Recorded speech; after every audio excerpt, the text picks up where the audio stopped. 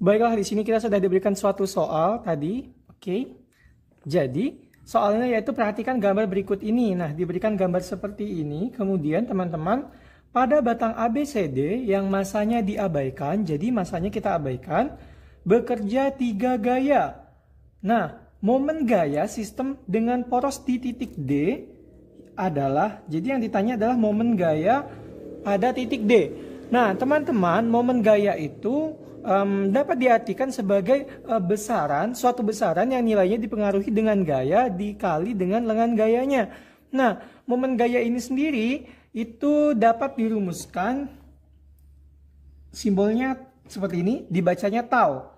Nah, ini rumusnya ialah F dikali R, namun ada juga yang menyebutnya F dikali D, dan juga ada lagi yang menyebutnya F dikali L. Jadi, apabila nanti teman-teman bertemu dengan rumus-rumus ini, jangan bingung gitu. Nah, tetapi nanti apabila ada sudutnya, maka kita bisa sisipkan sin theta terhadapnya, seperti itu ya. Apabila, nah, searahnya. Nah, oke, baiklah. Karena di sini pada titik D, lalu yang kita butuhkan apa? Yang harus kita kerjakan pertama apa? Nah, yang harus kita kerjakan pertama yaitu momen gaya ini memiliki suatu ciri khas dengan tanda seperti itu. Apabila ia searah jarum jam, maka bernilai negatif.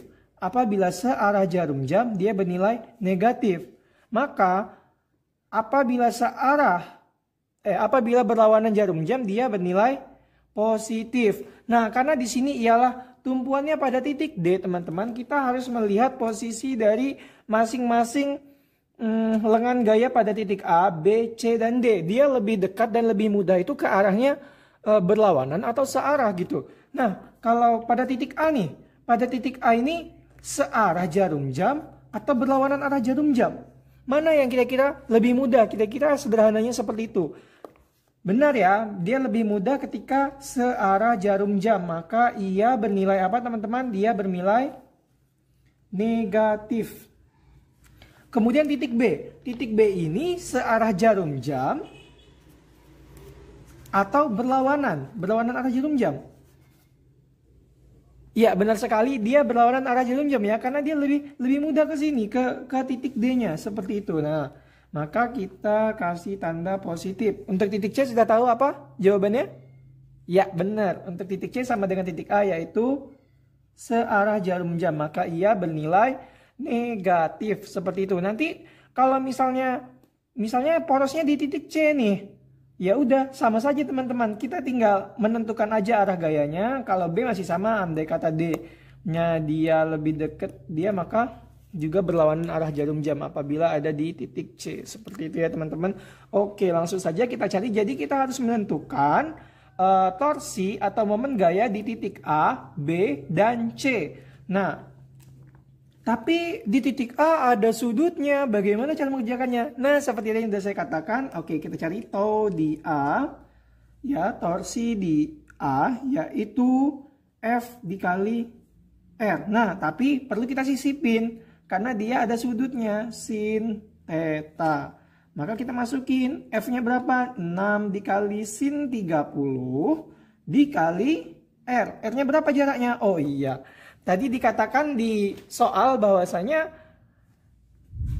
jarak AB sama dengan jarak BC sama dengan jarak CD, yaitu 1 meter. Maka untuk sampai titik D kita membutuhkan 1, 2, 3. Maka dikali 3 seperti itu. Sin 30 berapa? Ayo coba lagi kita ingat sudut istimewanya. Sudut istimewa, coba sin 0. Sin 0 berapa? Sin 0, 0. Sin 30 berapa? Setengah. Sin 45 berapa? Setengah akar 3. 60 setengah.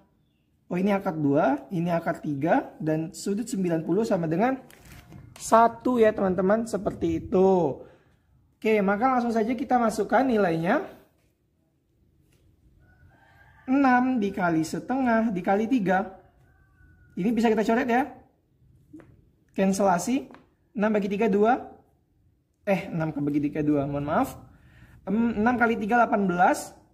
18 bagi 2, 9. Ya, mohon maaf ya tadi kesalahan. Jadi kita cancelasinya dengan ini. 6 2, 6 bagi 2 ini 3, nanti 3 dikali 3 sama dengan 9. Kemudian torsi di titik B, F dikali R. F-nya berapa? F-nya 10. Habis itu R-nya berapa? 1, 2. Karena dia jaraknya 2 kali ya, seperti ini ya. Jadi dikali 2, yaitu ini Newton. Di sini juga nilainya yaitu sebesar 20 ya, 20 Newton. Selanjutnya torsi di titik C, F dikali R. F-nya berapa? F-nya 4 Newton. Kita kalikan jaraknya tadi dengan gayanya yaitu 1 sama dengan 4 Newton. Nah, ini diapakan? Ini kita jumlahkan, tetapi perlu diingat tadi di awal bahwasanya torsi itu memiliki keunikan tersendiri. Apabila dia searah jarum jam, maka nilainya negatif. Apabila berlawanan arah jarum jam, maka nilainya positif. Tadi torsi titik A, nilainya apa? Nilainya negatif. Torsi titik B, berlawanan arah jarum jam, nilainya positif. Torsi titik C, karena dia searah jarum jam, maka nilainya negatif. Maka torsi total sama dengan negatif 9 ditambah 20 min 4 Newton. Sama dengan berapa?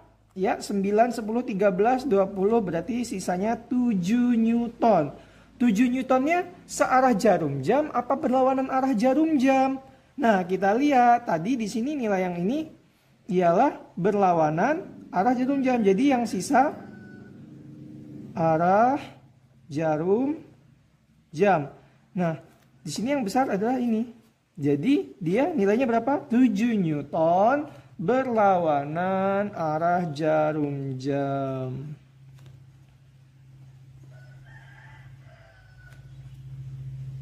Bagaimana? Mudah bukan caranya? Jadi yang perlu diingat yang pertama ialah kita gambarkan terlebih dahulu bagaimana si soal itu yang perlu kita pahami. Nah, step 1 kita gambarkan terlebih dahulu, ya.